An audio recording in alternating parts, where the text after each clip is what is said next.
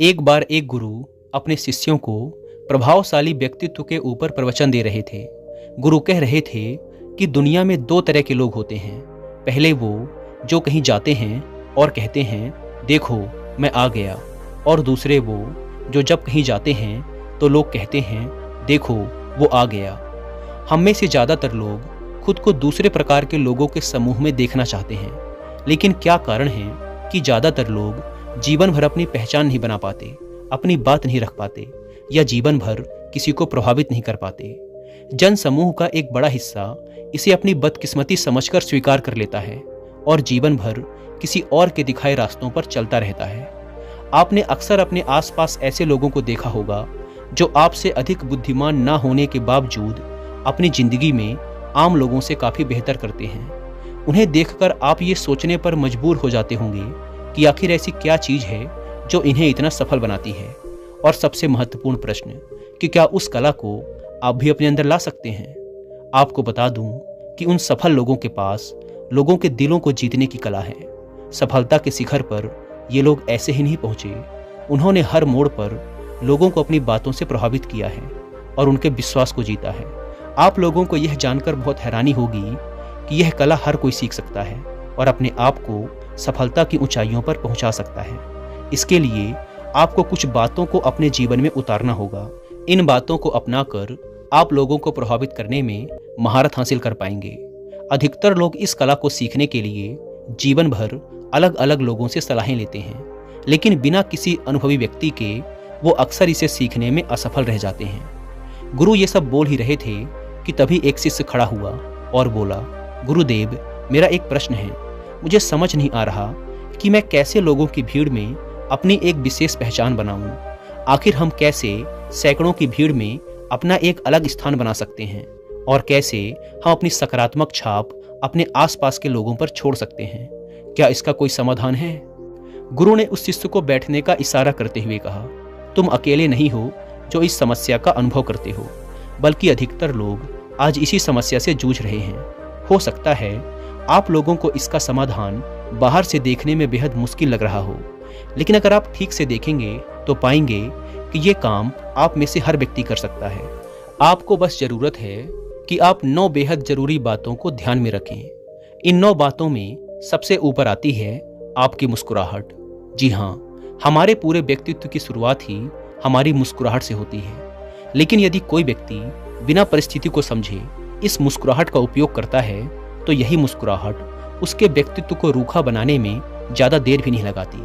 इसके अलावा मुस्कुराहट केवल एक ही प्रकार की नहीं होती। अलग अलग प्रकार के अवसरों पर हमें एक अलग मुस्कुराहट देनी होती है जो उस अवसर के संदर्भ में सटीक बैठती हो। हमारी मुस्कान सच्ची या झूठी और प्रभावित करने वाली या मजाक उड़ाने वाली भी हो सकती है। मुस्कुराहट के बारे में एक सबसे ज़रूरी सीखने वाली बात यह है कि मुस्कुराहट बेहद जल्दी हमारे होठों पर नहीं आनी चाहिए। इससे लोग हमारी बातों को गंभीरता से नहीं लेते।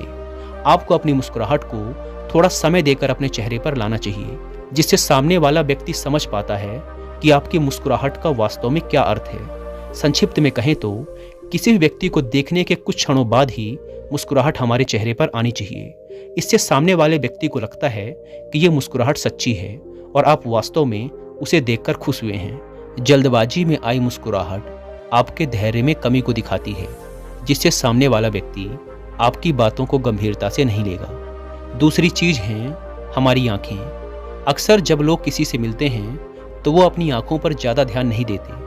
हमारी आंखें वो जादुई अंग हैं जो सामने वाले व्यक्ति से बिना एक भी शब्द कहे उसे अपना मुरीद बना सकती हैं। लेकिन उसके लिए आपको इस जादुई अंग का सही से उपयोग करना आना चाहिए। नज़रें मिलाना हमारे समाज में अक्सर आंखें दिखाने के बराबर माना जाता है। बहुत से लोगों का ये मानना है कि किसी की आंखों में आंखें डालकर बात करने का अर्थ उस व्यक्ति से असम्मान पूर्वक तरीके से बात करने के बराबर है। लेकिन यह धारणा एकदम गलत है, बल्कि किसी से नज़रें मिलाकर बात करने से हमारी बात ज़्यादा प्रभावशाली होती है। जो लोग अपने सामने खड़े व्यक्ति की आंखों में देखकर बात करते हैं वो लोग अपने सामने खड़े व्यक्ति को प्रभावित करने में ज़्यादा सफल होते हैं। इसके विपरीत वो लोग जो आंखों से आंखें मिलाकर बात नहीं करते, वो लोग सामने वाले पर उतना बेहतर प्रभाव नहीं छोड़ पाते। तो हमारी दूसरी तकनीक ये है कि जब भी आप किसी व्यक्ति से बात करें तो तो उससे नज़रें मिलाकर ही बात करें। इससे उस व्यक्ति को यह एहसास होगा कि आप उसकी बातों में बेहद रुचि ले रहे हैं और वो व्यक्ति आपसे बात करने के लिए हमेशा उत्सुक रहेगा।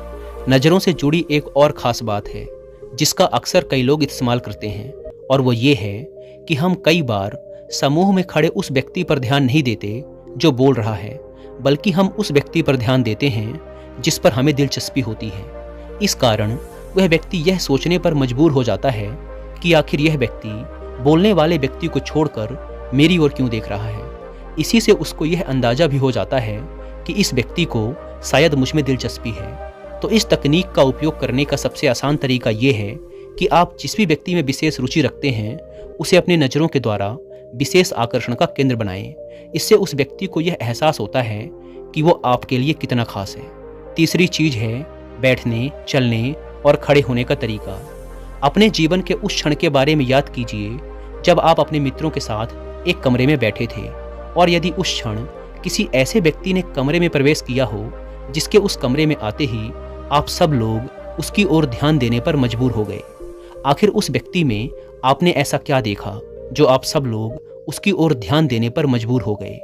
अब एक ऐसे व्यक्ति के बारे में सोचिए जिसके आने या जाने पर शायद ही उस कमरे में बैठे किसी व्यक्ति पर फर्क पड़ता। अब बताइए उस व्यक्ति के अंदर आपने ऐसा क्या देखा जिससे उसके आने या जाने से आपको कोई भी फर्क नहीं पड़ा। यह बात बहुत सोचने लायक है कि कुछ लोग बहुत ही जल्द दूसरे लोगों को प्रभावित कर देते हैं। इस दुनिया के सबसे सफल और प्रभावशाली लोगों को यदि हम ध्यान से देखें तो पाएंगे कि वो सब एक विशेष तरह का गुण अपने अंदर रखते हैं, और वो गुण हैं उनके बैठने, चलने और खड़े होने का तरीका। उनके खड़े होने में आपको आत्मविश्वास की एक बड़ी सुनामी सी आती हुई नजर आएगी। इसी आत्मविश्वास की सुनामी में वो बाकी लोगों को अपने साथ भाकर ले जाते हैं। जिन लोगों से हमारी पहले कभी बात तक नहीं हुई, उनके चलने और खड़े होने का तरीका हमें उनके बारे में बहुत कुछ बता देता है। अब प्रश्न उठता है कि जब बचपन से हमें यह सिखाया गया है कि सीधे खड़े रहना चाहिए, हमेशा सिर को सीधा और ऊंचा रखना चाहिए, पैरों को कंधों की चौड़ाई जितना खोलकर रखना चाहिए, हाथों को बांधकर नहीं रखना चाहिए, इसके बावजूद भी अधिकतर लोग इसे अपने जीवन में लागू नहीं कर पाते। तो अब ऐसा क्या किया जाए जिससे हम इस बात को अपने दैनिक जीवन में लागू कर पाएं? इसके लिए आपको यह समझना बेहद जरूरी है कि सीधा खड़ा रहना और अपने सर को आत्मविश्वास से सीधा रखना एक आदत है, ना कि हर समय ध्यान में रखकर किया जाने वाला एक काम। तो कुछ दिनों के लगातार अभ्यास के बाद आप इसे अपनी आदत का हिस्सा बना सकते हैं। चौथा नियम, उनके अंदर के बच्चे को पहचानें। क्या आपने कभी किसी ऐसे बच्चे को देखा है जो अपने माता पिता के पास दौड़कर जाता है और उनके गले लग जाता है? मान लो एक छोटा बच्चा है जिसने अपनी माँ को बहुत समय बाद देखा है, तो आपको क्या लगता है उसकी पहली प्रतिक्रिया क्या होगी? वो जरूर अपनी माँ को देखते ही उसे गले लगाने की कोशिश करेगा। ठीक ऐसे ही हम सबके अंदर भी एक ऐसा ही बच्चा है जो उन लोगों को नज़दीक लाने की कोशिश करता है जो हमें सुरक्षित और खुश महसूस कराते हैं। अगर आप वास्तव में किसी व्यक्ति को प्रभावित करना चाहते हैं तो इसके लिए सबसे अच्छा तरीका ये होगा कि आप उनके अंदर के बच्चे को पहचानें और उसे खुश करें। अगर उनके अंदर का बालक मन आपसे प्रसन्न होता है तो वो व्यक्ति आपको निश्चित रूप से स्वीकार करेगा, और ऐसा करने के लिए आप सबसे पहले ये पता करें कि वो कौन सी चीज़ें हैं जो उनके बचपन में उन्हें खुश किया करती थी या जो उनके अंदर के बच्चे को पसंद आएगी। पांचवा नियम, उन्हें एक पुराने दोस्त की तरह महसूस करवाएं। एक बड़ी प्रसिद्ध कहावत है कि लोगों को तब तक इस बात से फर्क नहीं पड़ता कि आप उनके बारे में कितना जानते हैं जब तक कि आप उन्हें यह महसूस न करवाते रहें कि आपको उनकी कितनी फिक्र है। ये बात तब एकदम सटीक बैठती है जब हम किसी नए व्यक्ति से मिलते हैं। हमारे शरीर के हाव भाव और बातों से लोग ये जानने का प्रयास करते हैं कि हम उनके बारे में क्या सोचते हैं। तो अपने व्यक्तित्व को और प्रभावशाली बनाने के लिए आपको एक आदत अपने अंदर और विकसित करनी है, और वो ये है कि आपके शरीर की हर हलचल और हाव भाव से ऐसा लगे जैसे कि आपको सामने वाले व्यक्ति की परवाह हो। जैसा कि आप सबको पता ही होगा कि जब हम किसी नए व्यक्ति से मिलते हैं तो हमारे दिमाग में सैकड़ों प्रकार के विचार चलते रहते हैं। इस कारण हम ठीक तरह से यह सोच नहीं पाते कि हमारा कौन सा व्यवहार सामने वाले व्यक्ति को अच्छा लगेगा और कौन सा खराब। इसी कारण जब हम किसी नए व्यक्ति से मिलते हैं तो सबसे पहले हमें हड़बड़ाहट से बिल्कुल बचना चाहिए, जिससे हम कोई भी ऐसी हरकत करने से बच सकें जो सामने वाले व्यक्ति को हमारे बारे में कुछ गलत राय बनाने के लिए प्रोत्साहित करे। इसके विपरीत कुछ लोग ऐसे भी होते हैं जिनके साथ हम बहुत सहज होते हैं। वो लोग हमारे सबसे करीबी मित्र होते हैं। हम जब अपने किसी करीबी मित्र से मिलते हैं तो हमें बिल्कुल भी घबराहट महसूस नहीं होती। हम एकदम ध्यान से उनकी बातें सुनते हैं और बिना किसी घबराहट के अपनी बात उनसे कहते भी हैं। इसके अलावा हमारा शरीर और दिमाग भी पूरी तरह से उनके साथ होता है। यहीं से हमारी अगली सलाह निकलती है कि जब भी आप किसी नए व्यक्ति से मिलें तो अपने दिमाग में ये मानकर चलें कि वो व्यक्ति आपका एक पुराना मित्र है। वो पुराना मित्र जो अब कई वर्षों बाद आपसे मिला है। इससे आपके अंदर की सारी हड़बड़ाहट अपने आप ही दूर हो जाएगी। इसके साथ ही आपका उस व्यक्ति के प्रति व्यवहार भी पूरी तरह से बदल जाएगा, जो उस व्यक्ति को अवश्य ही बहुत पसंद आएगा, क्योंकि वो व्यक्ति भी आपसे पहली बार मिल रहा है। इसी कारण उसके दिमाग में भी ये ख्याल आया होगा कि उसे कितना और क्या बोलना चाहिए। अगर आप सामने वाले व्यक्ति को यह एहसास करा देते हैं कि आप उनके एक करीबी मित्र की तरह हैं, तो वो बहुत जल्द आपके नज़दीक आ जाएंगे। स्वाभाविक है कि आप उस व्यक्ति को ऐसा नहीं बोल सकते कि वो आपका पुराना मित्र है, क्योंकि यह सच नहीं है। ये बात तो केवल आपको अपने दिमाग को बतानी है, जिसे मानने के बाद आपका दिमाग अपने आप ऐसा बर्ताव करने लगेगा जैसे वो व्यक्ति आपका कोई पुराना मित्र है। इसी के साथ आपके शरीर के हाव भाव भी बदलने लगेंगे और आप उस व्यक्ति के साथ और सहज महसूस करने लगेंगे। पुराने मित्र होने की सलाह के बाद कुछ ऐसी चीज़ें हैं जो आपको ध्यान में रखनी हैं। अगर आप किसी व्यक्ति के मन को जीत लेते हैं तो उसके बाद भी आपको खुद को एक विश्वास पात्र, बुद्धिमान और खुद पर भरोसा रखने वाले व्यक्ति की तरह आभास कराना होता है। छठा नियम, एक विश्वसनीय व्यक्ति की तरह नजर आएं। अक्सर जब हम किसी व्यक्ति से झूठ बोलते हैं तो उन्हें हमारे झूठ का आभास हो जाता है। हमारे हाव भाव अचानक बदलने लगते हैं, जिससे सामने वाले व्यक्ति को ऐसा आभास होने लगता है कि शायद ये व्यक्ति मुझसे झूठ बोल रहा है। वहीं कई बार ऐसा भी होता है कि आप सच बोल रहे होते हैं, लेकिन आपके हाव भाव ऐसे होते हैं कि सामने वाले व्यक्ति को वह बात भी झूठी लगती है। तो इसी से निकलती है हमारी छठी सलाह, जो ये सिखाती है कि जब भी आप किसी व्यक्ति से बात करें तो अनावश्यक रूप से अपने चेहरे या शरीर के किसी भी अंग को बार बार ना छुएं, अपनी पलकें बार बार ना झपकाएं और अपने पैरों को भी बार बार एक दूसरे पर ना चढ़ाएं। सातवां नियम, सामने वाले के हाव भाव और विचारों को पढ़ें। बातचीत के दौरान आपको सामने वाले के हाव भाव और प्रतिक्रिया पर भी ध्यान देना है। आपको देखना है कि क्या लोग आपकी बात सुनकर मुस्कुरा रहे हैं, क्या वो हाँ में सिर हिला रहे हैं, क्या वो एकदम सहज हैं, या फिर वो आपकी ओर ना देखकर दूसरी ओर देख रहे हैं। यहीं से निकलती है हमारी अगली सलाह, जो सिखाती है कि जब भी आप किसी व्यक्ति से बात कर रहे हों तो हमेशा उस व्यक्ति पर भी एक नज़र डालें। जो बात आप उससे कह रहे हैं, क्या वो उसे प्रभावित कर रही है या नहीं। यदि आप ध्यान से देखेंगे तो आप ये बड़ी आसानी से जान पाएंगे कि आपकी बातें उन्हें पसंद आ रही हैं या नहीं। यदि आपको ऐसा महसूस होता है कि आपकी बातें शायद उन्हें पसंद नहीं आ रही हैं, तो उसी समय कुछ और बातें करने की सोचें। इस तरह से आप खुद को ऐसी बात करने से बचा सकते हैं जो सामने वाले व्यक्ति को आपसे दूरी बनाने के लिए मजबूर कर सकती थी। आठवां नियम, खुद को मानसिक रूप से तैयार करो। कोई भी बड़ा कार्य करने से पहले उसके बारे में ठीक से सोचें और हर दिन उसे अपने दिमाग में पूरा होता हुआ महसूस करें।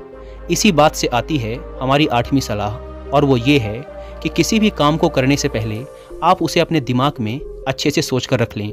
आप उस कार्य को किस तरह से करने वाले हैं, उस प्रक्रिया को आप बार बार अपने दिमाग में दोहराएं। उसकी प्रक्रिया को बार बार दिमाग में दोहराने से आप मानसिक रूप से उस कार्य को करने के आदी हो जाएंगे। आप हमेशा ये सोचें कि आप लोगों से बात करने में बेहद सहज हैं। आप हमेशा आत्मविश्वास के साथ चलते हैं।